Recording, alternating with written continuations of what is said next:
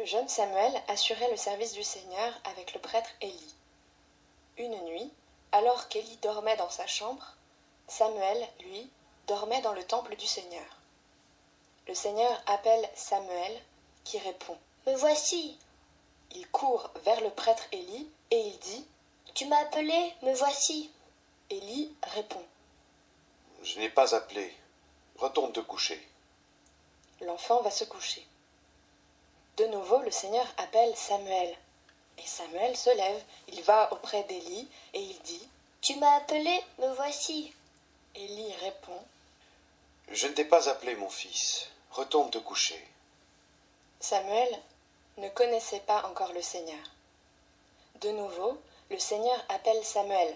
Celui-ci se lève, il va auprès d'Élie et lui dit « Tu m'as appelé, me voici !»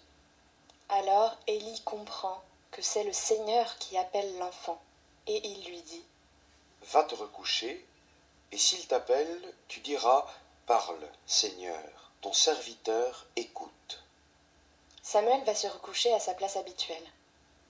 Le Seigneur vient, et il se tient là, et il appelle comme les autres fois « Samuel, Samuel !»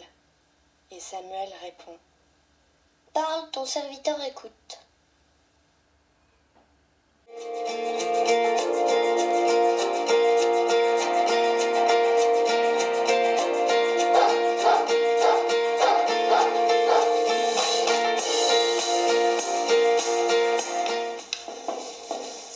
Hein, quoi? Ah, tu veux savoir pourquoi tu n'entends pas quand Dieu te parle? C'est qu'il faut être très calme pour entendre parler Dieu. Tu vois, c'est un peu comme lorsque tu vas dans la campagne. Tu sors de la maison le soir, tu te poses, et tu te dis, c'est mort ici, on n'entend rien. Et puis soudain, tu entends le vent dans les arbres. Et puis, les oiseaux dans le ciel. Et alors tu fermes les yeux et tu penses à tous ceux que tu aimes. Tu penses à ta journée, ce que tu as fait de bien, ce que tu as fait de moins bien. Et tu penses à tout ce qu'il te reste à faire pour devenir meilleur. C'est fou ce qu'on entend quand on a le cœur en paix, pas vrai? Tu vois, Dieu, il n'a pas de bouche pour parler ou d'oreille pour écouter. Mais comme toi, comme moi, il a un cœur. Et son cœur parle directement à ton cœur. Alors, chut.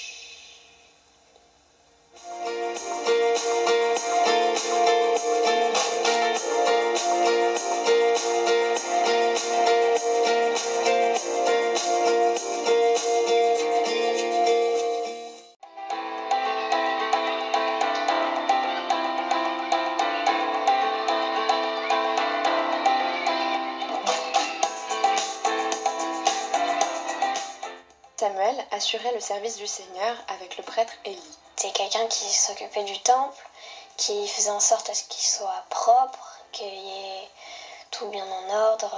Il récupère les offrandes que le peuple ramène pour Dieu. Et Samuel, lui, c'est comme un enfant en cœur qui l'aide. Me voici.